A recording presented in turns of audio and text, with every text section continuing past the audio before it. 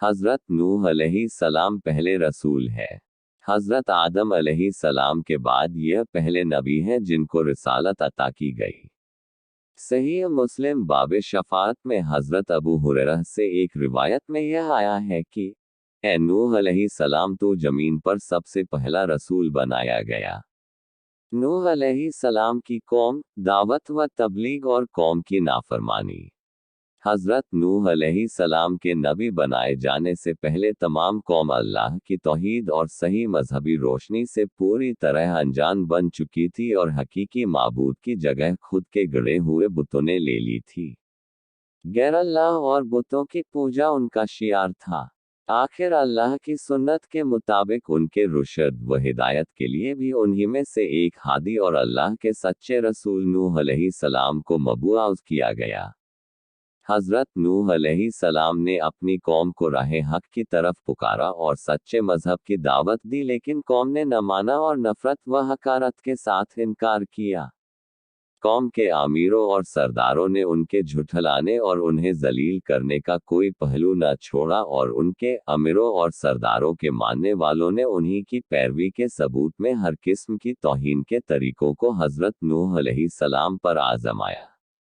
उन्होंने इस बात पर ताज्जुब जाहिर किया कि जिसको न हम पर धन दौलत में बरतरी हासिल है और न वह इंसानियत के रुतबे से बुलंद फरिश्ता है, उसको क्या हक है कि वह हमारा पेशवा बने और हम उसके हुक्मों को माने।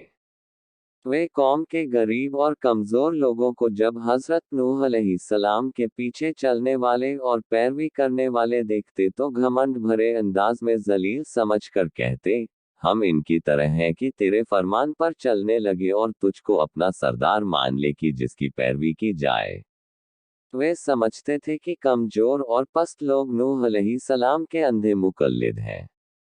न इनके पास कोई समझ है और न ये हमारी तरह जांची परखी राय से काम लेते और न इतना शऊर है कि हकीकते हाल को समझ लेते, और अगर वे हजरत नूह अलैहिस्सलाम की बात की तरफ कभी तवज्जो भी देते तो उनसे इसरार करते कि पहले इन कौम के पस्त और गरीब लोगों को अपने पास से निकाल दे, तब हम तेरी बात सुनेंगे, क्योंकि हमको इनसे घिन आती है और हम और ये एक जगह नहीं बैठ सकते।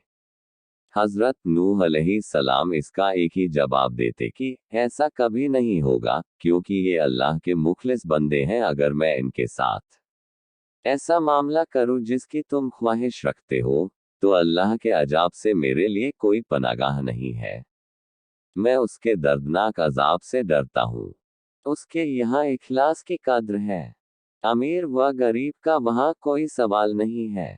साथ ही इरशाद फरमाते कि मैं तुम्हारे पास अल्लाह की हिदायत का पैगाम लेकर आया हूँ, न मैंने गैबदानी का दावा किया है और न फरिश्ता होने का। अल्लाह का बरगजीदा पैगंबर और रसूल हूँ और दावत व इरशाद मेरा मकसद है। उसको सरमायादाराना बुलंदी, गैबदानी या फरिश्ता हेल होने से क्या वास्ता। कौम के ये कमजोर और गरीब लोग जो अल्लाह पर सच्चे दिल से ईमान लाए हैं, तुम्हारी निगाह में इसलिए हकीर व जलील है कि वे तुम्हारी तरह धन दौलत वाले नहीं हैं, और इसीलिए तुम्हारे ख्याल में ये न खैर हासिल कर सकते हैं और न सादत, क्योंकि ये दोनों चीजें दौलत व हशमत के साथ हैं, न कि गरीबी और इखलास के साथ। सो वाज़ेह रहे कि अल्लाह की सादत व खैर का कानून ज़ाहिरी दौलत व हशमत के ताबे नहीं है, और न उसके यहाँ सादत और हिदायत का हासिल करना और पाना सरमाए की रौनक के असर में है, बल्कि इसके खिलाफ नफ्स का इत्मीनान, अल्लाह की रज़ा, कल्ब का गिना और नियत व अमल के इखलास पर मौकूफ है। हजरत नूह अलैहिस्सलाम ने यह भी बार बार तंबीह की कि मुझे अपनी दावत पहुंचाने में और हिदायत के रास्ते पर लगाने में न तुम्हारे माल की ख्वाहिश है, न जाह व मनसब की, मैं उजरत का तलबगार भी नहीं हूँ। इस खिलाफत का हकीकी अज्र व सवाब अल्लाह तौला के हाथ में है और वही बेहतरीन कद्र करने वाला है। बहरहाल हजरत नूह अलैहिस्सलाम ने इंतहाई कोशिश की कि बदबख्त कौम समझ जाए और अल्लाह की रहमतों की पनाह में आ जाए, मगर कौम ने माना और जितना इस ओर से हक की तबलीग में जद्दोजहद हुई, उसी कदर कौम की ओर से बुग़्ज़ और दुश्मनी में सरगर्मी जाहिर की गई और तकलीफ पहुंचाने और चोट देने के तमाम तरीकों का इस्तेमाल किया गया।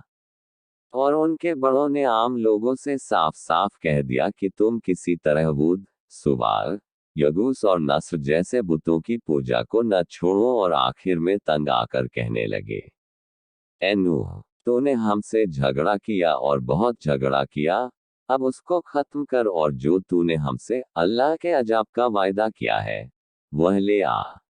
हजरत नूह अलैहिस्सलाम ने यह सुनकर जवाब दिया। नूह ने कहा, जरूर, अगर अल्लाह चाहेगा तो उस अजाब को भी ले आएगा और तुम उसको थका देने वाले नहीं हो। इस तरह जब कौम की हिदायत से पहले हजरत नूह अलैहिस्सलाम बिल्कुल मायूस हो गए और उसकी बातिल परस्ती, जिद और हठधर्मी उन पर वाज़ेह हो गई, और कुरान के मुताबिक 950 साल तक बराबर की जा रही दावत व तबलीग का उन पर कोई असर नहीं देखा गया, तो बहुत ज्यादा मलूल और परेशान खातिर हुए। तब अल्लाह तौला ने उनको तसल्ली के लिए फरमाया और नूह पर वह्य की गई कि जो ईमान ले आए वह ले आए, अब इनमें से कोई ईमान लाने वाला नहीं है, बस उनकी हरकतों पर गम न कर। तब हजरत नूह अलैहिस्सलाम को यह मालूम हो गया कि उनके हक पहुंचाने में कोताही नहीं है, बल्कि खुद न भाने वालों की इस्तेदाद का कसूर है और उनकी सरकशी का नतीजा।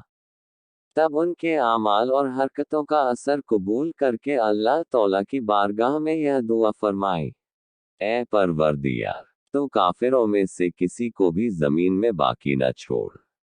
अगर तू उनको यूं ही छोड़ दिया तो ये तेरे बंदों को भी गुमराह करेंगे और उनकी नस्ल भी उन्हीं की तरह नाफरमान पैदा होगी। नाव की बुनियाद। अल्लाह ने हजरत नूह अलैहिस्सलाम की दुआ कबूल फरमाए और बदले के कानून और आमाल के मुताबिक सरकशों की हलाकत का ऐलान कर दिया। पहले हजरत नूह अलैहिस्सलाम को हिदायत फरमाई कि वह एक नाव तैयार करें, ताकि ज़ाहिरी असबाब के एतबार से वह और पक्के मोमिन उस अजब से बचे रहें, जो अल्लाह के नाफरमानों पर नाजिल होने वाला है। हजरत नूह अलैहिस्सलाम ने जब नाव बनानी शुरू की, तो कुफ्फार ने हंसी उड़ाना और मजाक बनाना शुरू कर दिया, और जब कभी उधर से उनका गुजर होता तो कचते की, खूब जब हम डूबने लगे तो तुम और तुम्हारे पीछे चलने वाले इस नाव में महफूज रहकर नजात पा जाएंगे। कैसा मूर्खता वाला ख्याल है। हजरत नूह अलैहिस्सलाम भी उनको अंजामिकार से गफलत और अल्लाह की नाफरमानी पर जुर्रत देखकर उन्हीं के ढंग से जवाब देते और अपने काम में लगे रहते, क्योंकि अल्लाह तौला ने पहले ही उनकी हकीकत हाल को बता दिया था। ए नूह, तो हमारी हिफाजत में हमारी वह्य के मुताबिक नाव तैयार किए जा, और अब मुझसे उनसे मुताल्लिक कुछ सवाल ना हो, ये बेशक डूबने वाले हैं। आखिर नूह की नाव बनकर तैयार हो गई। अब अल्लाह के वायदे अजाब का वक्त करीब आया, और हजरत नूह अलैहिस्सलाम ने उनकी पहली निशानी को देखा, जिसका जिक्र उनसे किया गया था, यानी धरती के नीचे से पानी का चश्मा उबलना शुरू हुआ। तब अल्लाह की वह्य ने उनको हुक्म सुनाया कि नाव में अपने खानदान वालों को बैठने का हुक्म दो, और तमाम जानदारों में से हर एक का एक जोड़ा नाव में पनाह ले, और छोटी जमाजत लगभग 40 लोग भी, जो तुम पर ईमान ला चुकी है, नाव में सवार हो जाए। जब अल्लाह की वत्य की तमिल की गई तो अब आसमान को हुक्म हुआ कि पानी बरसना शुरू हो, और धरती के सोतों को हुक्म दिया गया कि वे पूरी तरह उबल पड़े। अल्लाह के हुक्म से जब यह सब कुछ होता रहा, तो नाव भी उसकी हिफाजत में पानी पर एक मुद्दत तक तैरती रही, यहाँ तक कि तमाम इनकार करने वाले और दुश्मन डूब गए और अल्लाह तौला के कानून, जज़ा व आमाल के मुताबिक अपने किए को पहुंच गए। जूदी पहाड़ अजाब का खत्म होना। गरा जब अल्लाह के हुक्म से अजाब खत्म हुआ तो नूह अलैहिस्सलाम की नाव जूदी पर ठहर गई, और हुक्म पूरा हुआ और नाव सूदी पर जा ठहरी, और ऐलान कर दिया गया कि जुल्म करने वाली कौम के लिए हलाकत है। पानी धीरे धीरे सूखना शुरू हो गया, और नाव में पनाह लेने वालों ने दूसरी बार अमन व सलामती के साथ अल्लाह की जमीन पर कदम रखा। इसी वजह से हजरत नूह अलैहिस्सलाम का लक़ब अबुल बशर सानी या आदम सानी यानी इंसानों का दूसरा बाप, और शायद इसी एतबार से हदीस में उनको अव्वलुर रसूल कहा गया। जिस इंसान पर अल्लाह की वहय नाजिल होती है वह नबी, और जिसको नई शरीयत भी अता की गई हो वह रसूल है। रसूल नबी भी होता है, मगर नबी का रसूल होना जरूरी नहीं। जहां तक जूदी पहाड़ की जगह का ताल्लुक है तो कुरान ने सिर्फ उस जगह का तज़किरा किया है जहां नाव जाकर ठहरी थी। अलबत्ता तौरात की शरह लिखने वालों का ख्याल है कि जूदी पहाड़ के उस सिलसिले का नाम है जो अरात और जॉर्जिया के पहाड़ी सिलसिले को आपस में मिलाता है। नूह अलैहिस्सलाम का बेटा। तारीख के माहिरों ने हजरत नूह अलैहिस्सलाम के इस बेटे का नाम कनान बताया है। यह तौरात की रिवायत के मुताबिक है। कुरान उसका नाम बताने से खामोश है, जो नफ्से वाकरिया के लिए गैर जरूरी था। अलबत्ता हजरत नूह अलैहिस्सलाम का उस बेटे से खिताब और उसके जवाब का जिक्र किया गया है। कहा, मैं बहुत जल्द किसी पहाड़ की पनाह लेता हूँ कि वो मुझको डूबने से बचा लेगा। बहरहाल कनान हजरत नूह का बेटा था, मगर उस पर हजरत नूह अलैहिस्सलाम की हिदायत व रुशद की जगह अपनी काफिर वालिदा की तरबियत की गोद ने और खानदान और कौम के माहौल ने बुरा असर डाला, और वह नबी का बेटा होने के बावजूद काफिर ही रहा और तूफान में गर्क हो गया। नूह अलैहिस्सलाम का तूफान आम था या खास? क्या नूह अलैहिस्सलाम का तूफान पूरी दुनिया में आया था या किसी खास खित्ते पर? इसके बारे में पुराने और नए उलेमा में हमेशा से दो राय रही है। यही सूरत यहूदी और ईसाई उलेमा, फल्कियात के इल्म के और तबकातुल अर्ज़ के माहिरों की है। एक तबके का ख्याल है कि यह सिर्फ उसी खित्ते में महदूद था जहां हजरत नूह अलैहिस्सलाम की कौम आबाद थी, और यह हल्का फैलाव के एतबार से 1,40,000 मुरब्बा किलोमीटर होता है। लेकिन सही मसलक यही है कि तूफान खास था, आम न था। अलबत्ता कुरान मजीद ने अल्लाह की सुन्नत के मुताबिक सिर्फ उन्हीं तफसीलों पर तवज्जो की है जो नसीहत के लिए और सबक हासिल करने के लिए ज़रूरी थी। वह तो सिर्फ यह बताना चाहता है कि तारीख का यह वाकया सोचने समझने वालों को भुलाना न चाहिए कि हजारों साल पहले एक कौम ने अल्लाह की नाफरमानी पर इसरार किया और उसके भेजे हुए हादी हजरत नूह अलैहिस्सलाम के सबक व हिदायत के पैगाम को झुठलाया, ठुकराया और मानने से इनकार कर दिया। तो अल्लाह ने अपनी कुदरत का मुज़ाहरा किया और ऐसे सरकशों को हवा बारिश के तूफान में गर्क कर दिया, और इसी हालत में हज़रत नूह अलैहिस्सलाम और थोड़े से लोगों की ईमानदार जमात को महफूज रख कर नजात दी। हज़रत नूह अलैहिस्सलाम की उम्र।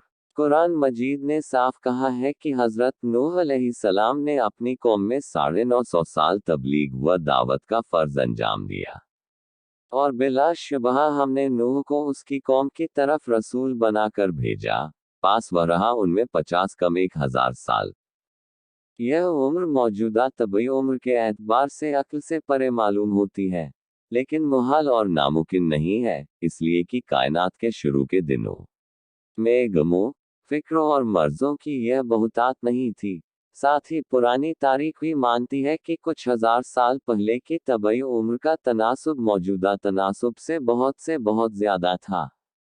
हजरत नूह अलैहिस्सलाम की तबई उम्र का मामला भी इसी किस्म के इस्तित्ना अपवाद में से समझना चाहिए जो अंबिया अलैहिस्सलाम की तारीख में अल्लाह की आयत और उसकी निशानी की फहरिस्त में गिनी जाती है, और जिनकी हिकमत का मामला खुद अल्लाह तौला के सुपुर्द है। कुरान मजीद में हजरत नूह अलैहिस्सलाम का जिक्र था। तो आपको हमारी वीडियो कैसी लगी? अच्छी लगी तो शेयर करें दोस्तों के साथ, और बने रहे हमारे चैनल चिश्ती रंग स्टेटस के साथ, और बेल और आइकॉन दबाना मत भूलिए।